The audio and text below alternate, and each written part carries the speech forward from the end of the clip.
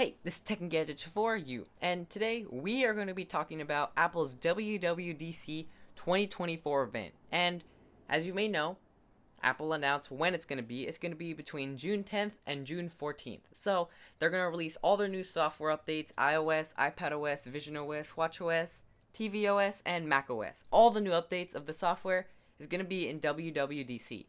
Now, there are some rumors going around right before the event of what might come out. There's a couple things that are going to come out. They might happen, might not, but let's go over it. So the first thing we're going to get started with is iOS 18, the biggest thing, the thing that people mostly care about. And the main topic that's going to be part of iOS 18 is AI.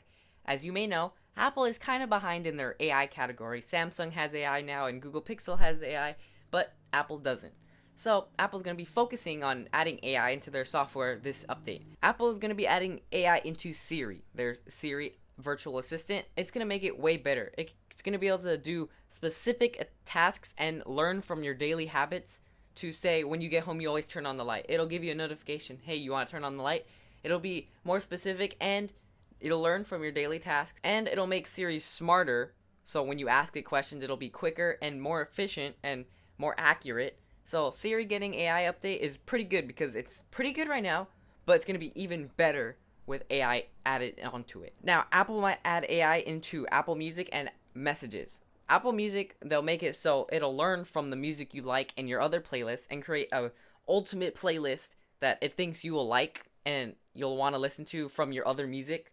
And that's pretty cool. They kind of do that now, but hopefully adding AI into the Apple Music will make it more accurate and even better, and you'll like the music that it lists, hopefully. Now, if they add AI into Messages, that will make it so it'll predict what you're going to type even better. It'll learn from the way you type to the punctuation you use. It'll try and learn from that and type and predict the way you would write it, so you don't have to type a whole sentence. It'll predict it for you, and it does a pretty good job now, but hopefully adding AI onto that will make it even better. Now, going aside from AI, another thing Apple is going to add in iOS 18 is being able to text instead of green bubbles and blue bubbles, hopefully all blue bubbles.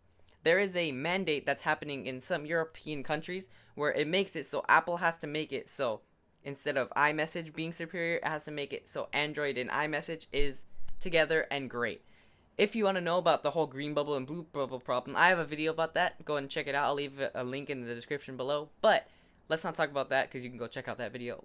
Apple's going to make it so that all the perks you have on being iMessage, so the blue bubbles, the reply messages, the delivered messages, the thumbs up, the heart, all of that is going to be added so Androids can do that too. Now, that's kind of annoying for iPhone users, but it's also really good because now in a group chat you can have your Android buddies in there and it won't mess up the group chat like it does with some Androids. But that'll make it so hopefully everyone has a blue bubble and it'll solve that green and blue bubble problem that everyone has had for a long time. Now, the final thing that Apple is most likely going to be adding into iOS 18 is being able to customize your home screen even better. In iOS 16, they made it so you can add widgets on your home screen and your lock screen has way more customization on it. But in this update, they're going to be making it so all your apps, your app icons, you can leave spaces in between. Here's a picture of what it'll look like, an example. And as you can see, there's spaces in between each app, and you can choose if you want it to be in one spot away from another app, or put them together, or put a big space in between.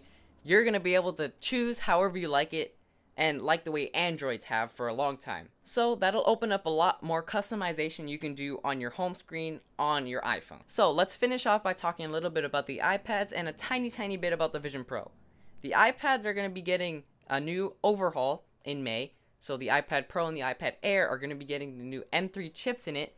The iPad Pro most likely is going to be a tiny bit bigger screen size, so just bigger. Instead of 12 inches, maybe 12.9 inches, maybe. And also, they're going to be getting new OLED technology. So the screen's going to be more vibrant, better to look at, brighter, just overall great, because OLED is really good to look at. And iPadOS is most likely going to be getting all the iOS features that I talked about into iPadOS. So the AI, the Android, and iMessage being together. And, of course, the customization will hopefully go onto the iPad. Finally, I said I was going to talk a tiny bit about the Vision Pro, and of course, that just came out. And they have their own visionOS 1. So this year we're going to be getting visionOS 2, which is the first update to visionOS. And there aren't any rumors or anything that Apple has leaked about the Vision OS new update. But one thing we can kind of guess, and hopefully does come because it's pretty cool, is the Apple Pencil will be able to be compatible with the Vision Pro. So that's pretty cool, and they might release a new Apple Pencil to fit better with the Vision Pro and the iPad. But let's hope they add that, because that'll make it so you can draw, so have the headset, and then you can draw whatever you want, floating things around, maybe have it draw in the air. That would be cool, and hopefully they add the Apple Pencil or make it compatible with the Vision Pro. That concludes today's Tech and Gadgets for You video. I hope you enjoyed, and if you did, then leave a like. And if you want to see more videos like this, subscribe and hit that bell so you don't miss any future videos. I'm going to be teaching you how to clean the Vision Pro in a couple days. I'll do a video about that. So look forward to that if you have a Vision Pro, and what I think about it will be also coming soon. So look out for those videos, and I will see you in the next one. Bye!